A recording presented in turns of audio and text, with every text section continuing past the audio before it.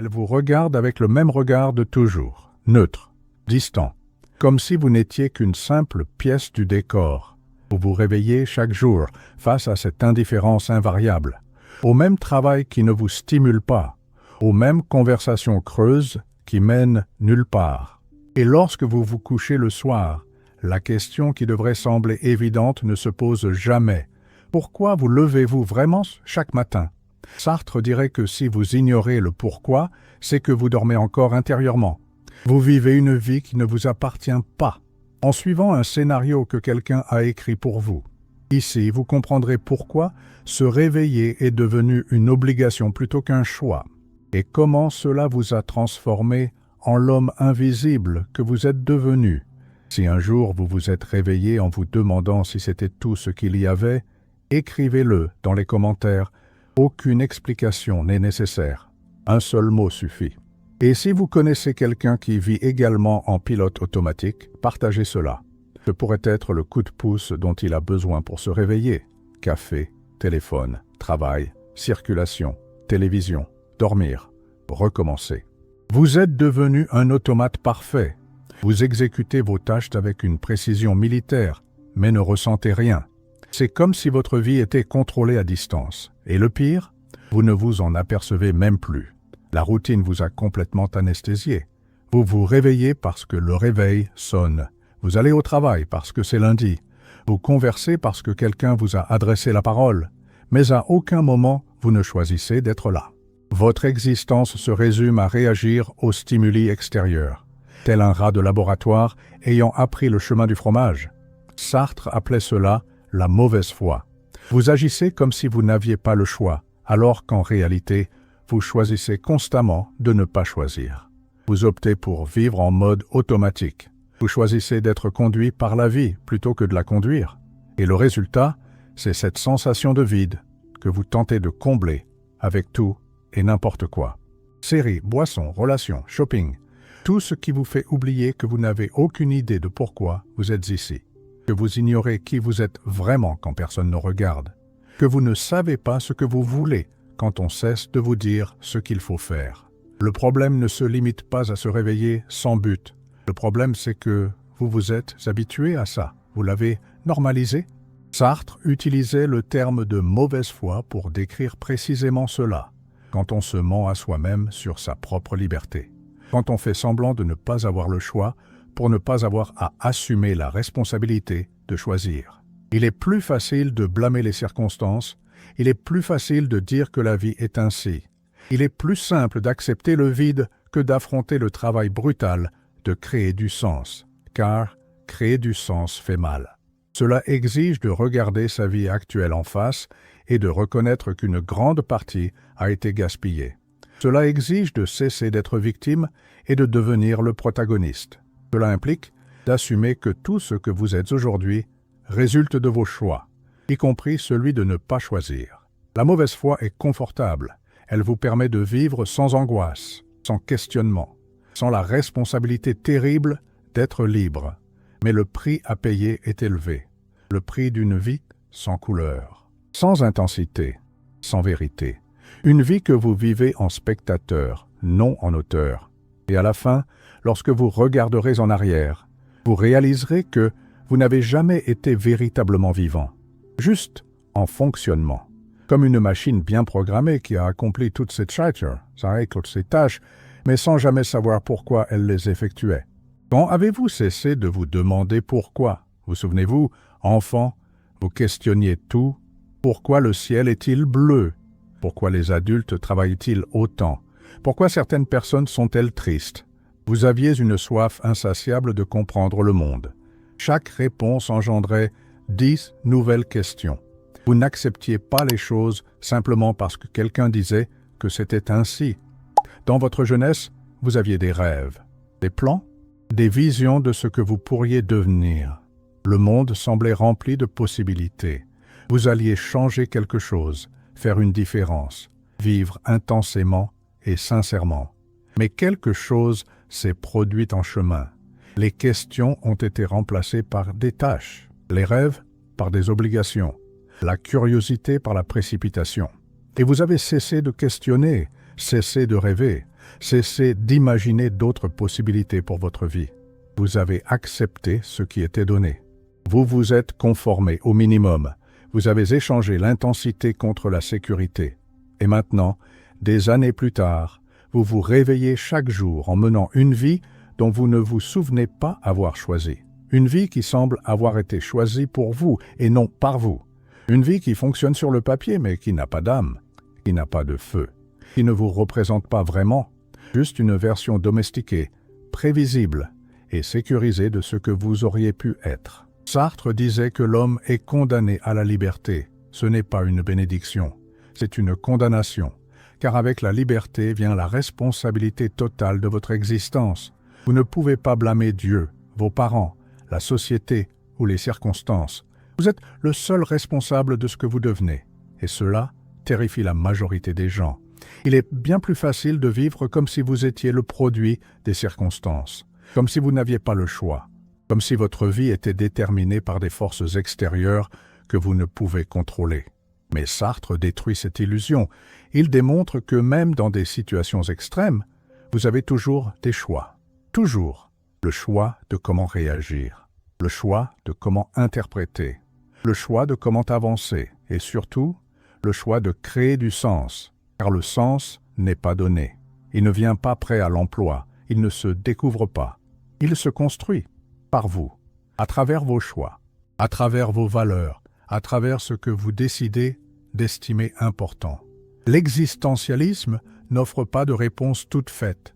Il offre quelque chose de bien plus dangereux, la conscience que vous êtes libre de forger vos propres réponses. Et cette liberté peut être effrayante, parce qu'elle signifie que vous n'avez pas d'excuses. Elle implique que votre vie vide vous incombe entièrement. Elle veut dire que si vous souhaitez vous réveiller avec un but, vous devrez le créer. Comment retrouver la raison d'être ici? D'abord, vous cessez de faire semblant de ne pas avoir le choix. Vous arrêtez de vous comporter comme une victime des circonstances. Vous cessez d'attendre que quelqu'un vous fournisse un manuel pour vivre. Ensuite, vous vous reconnectez à vos valeurs authentiques, pas celles qu'on vous a apprises, pas celles que la société attend de vous, celles qui ont du sens pour vous lorsque vous êtes seul dans le noir, quand personne ne vous regarde, quand il n'y a rien à gagner ou à perdre. Troisièmement, vous redéfinissez ce qui a de la signification. Peut-être que ce n'est pas la carrière que vous imaginiez, peut-être que ce n'est pas la relation que vous idéalisez, peut-être que ce sera quelque chose de complètement différent de ce que vous aviez prévu, mais cela doit être le vôtre. Cela doit venir de l'intérieur. Cela doit être une décision consciente, non un accident.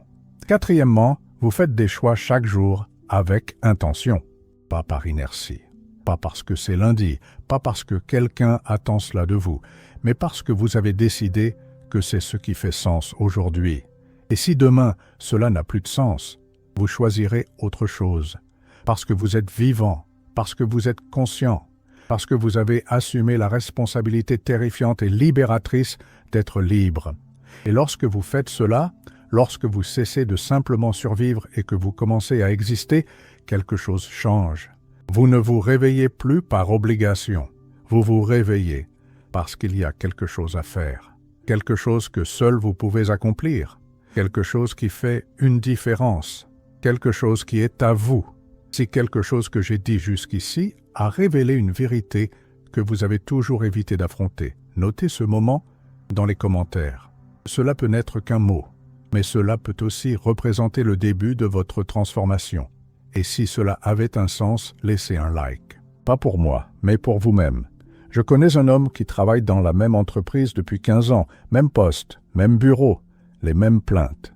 Il se lève chaque jour à 6h30, un café amer, une circulation irritante, 8 heures de travail qu'il pourrait faire en dormant.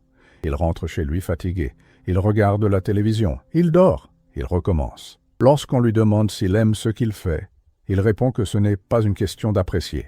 C'est une question de nécessité. Lorsqu'on lui demande s'il a déjà pensé à faire autre chose, il énumère 20 raisons pour lesquelles c'est impossible.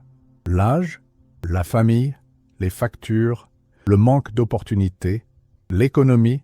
Il a une réponse à tout, sauf à la question la plus importante. Pourquoi choisit-il de vivre ainsi?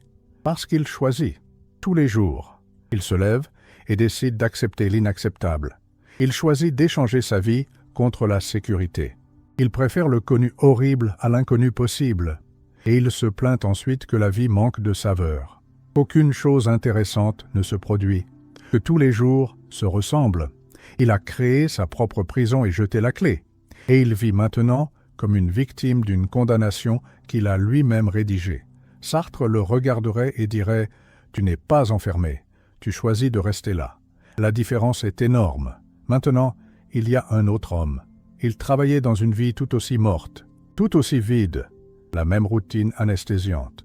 Mais un jour, il s'est réveillé avec une question en tête. Si je mourais aujourd'hui, que resterait-il? La réponse a été effrayante. Rien, absolument rien. Il ne contribuait à rien. Il ne créait rien. Il n'était rien d'autre qu'un consommateur efficace et un employé obéissant. Cette prise de conscience a fait mal, tellement qu'il n'a plus pu l'ignorer. Il n'a plus pu faire semblant que tout allait bien. Il ne pouvait plus vivre en mode automatique. Alors il a commencé à choisir. De petites décisions au début. Se lever une demi-heure plus tôt pour lire quelque chose d'important. Dire non à des engagements qui n'avaient pas de sens. Parler de choses qui comptaient vraiment au lieu de parler de la météo. Choisir des personnes qui défiaient sa pensée plutôt que celles qui ne faisaient que la confirmer. Et peu à peu, sa vie a commencé à prendre des couleurs, de l'intensité, du sens. Non pas parce qu'il a trouvé une vérité universelle, mais parce qu'il a pris la responsabilité de créer sa propre vérité, de choisir ses propres valeurs, de définir ses propres critères de réussite. Il se réveillait chaque jour en connaissant la raison, non pas parce que quelqu'un lui avait remis un manuel, mais parce qu'il avait consciemment choisi ce qui en valait la peine. La différence entre ces deux hommes ne réside pas dans leurs circonstances. Elle se trouve dans leur conscience. L'un vit comme s'il n'avait pas le choix.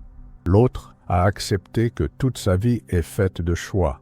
L'un reproche au monde son malheur. L'autre assume la responsabilité de son propre bonheur. L'un espère qu'un changement se produira pour qu'il puisse être heureux. L'autre agit pour créer son propre bonheur. Et cette différence change tout. Elle modifie votre façon de vous réveiller, votre façon de travailler, vos relations, votre vision de l'avenir. Parce que lorsque vous prenez conscience de votre liberté, lorsque vous cessez de faire semblant d'être une victime, lorsque vous acceptez la terrible responsabilité d'être l'auteur de votre propre vie, vous découvrez quelque chose que Sartre a toujours su. La liberté n'est pas confortable, mais c'est la seule chose qui en vaille la peine, parce que c'est la seule chose qui vous appartient vraiment, la seule que personne ne peut vous enlever, la seule qui fait de vous un véritable être humain, plutôt qu'une simple machine biologique bien programmée. Comment appliquer cela concrètement? Comment sortir de l'automatisme pour devenir le protagoniste de votre propre vie? D'abord, vous cessez de vous mentir à vous-même, de faire semblant de n'avoir aucun choix, d'utiliser les circonstances comme excuse pour ne pas vivre. Ensuite, vous définissez vos valeurs véritables, pas celles qu'on vous a enseignées, pas celles qui donnent du statut. Celles qui ont du sens lorsque vous êtes seul avec vous-même. Troisièmement, vous choisissez en toute conscience, chaque jour, chaque décision, même la plus petite. Vous vous posez la question, cela a-t-il du sens pour la personne que je choisis d'être? Cela me rapproche-t-il de la vie que je souhaite créer? Est-ce mon choix ou simplement une inertie? Quatrièmement, vous acceptez l'angoisse de la liberté. Parce que choisir demande du travail. Assumer la responsabilité fait mal. Créer du sens est un processus continu, pas un événement unique. Vous remettrez en question vos choix. Vous douterez du chemin. Vous ressentirez la peur de faire des erreurs. Et c'est bien, parce qu'au moins vous êtes en vie, au moins vous êtes éveillé, au moins vous êtes vous-même, pas une version domestiquée et prévisible de ce que vous devriez être. Et lorsque vous faites cela, lorsque vous prenez le contrôle de votre propre narration, quelque chose d'intéressant se produit. Vous cessez de vous réveiller par obligation, vous vous réveillez parce qu'il y a quelque chose à faire, quelque chose à créer, quelque chose à contribuer, quelque chose qui n'existe que si vous existez. Et cela change tout. Cela modifie votre posture. Cela transforme votre énergie. Cela change la manière dont les autres vous perçoivent. Cela modifie votre vision de vous-même. Car vous n'occupez plus simplement un espace. Vous vivez véritablement. Alors dis-moi une chose, vas-tu continuer à vivre comme si un seul jour suffisait? Vas-tu continuer à te réveiller parce que le réveil a sonné, à travailler parce que c'est lundi, à parler de choses insignifiantes, à dormir fatigué d'une vie que tu n'as pas choisie? Ou vas-tu arrêter de survivre et commencer à exister avec authenticité? Vas-tu prendre la responsabilité à la fois terrible et libératrice d'être libre? Vas-tu créer tes propres valeurs, tes propres critères, ton propre sens? Vas-tu te réveiller chaque jour en sachant pourquoi? Sartre savait une chose que la majorité préfère ignorer. Celui qui vit sans pourquoi est déjà mort intérieurement. Reste à savoir si tu continueras à faire semblant d'être éveillé ou si tu auras le courage de te réveiller réellement, de prendre la responsabilité que ta vie est la tienne, d'arrêter de blâmer les circonstances et de commencer à créer les circonstances, d'arrêter d'être le produit de ton environnement et de devenir l'auteur de ta propre histoire. Le choix t'appartient depuis toujours, et ce le sera toujours. La seule question est, qu'est-ce que tu feras de cette liberté terrifiante et merveilleuse d'être humain? Parce que si tu ne choisis pas consciemment, c'est que tu fais un choix inconscient, et choisir inconsciemment, c'est choisir de mourir en vie. C'est choisir d'être un fantôme de sa propre existence. C'est choisir de se réveiller chaque jour sans savoir pourquoi. Maintenant, réponds-moi, vas-tu continuer à faire semblant de ne pas avoir le choix? Ou as-tu compris que toute ta vie est faite de choix? Écris-le dans les commentaires. C'est ton contrat de liberté. Et si tu veux continuer à entendre des vérités qui te dérangeront jusqu'à ce que tu te réveilles réellement, abonne-toi. Ici, l'illusion ne survit pas.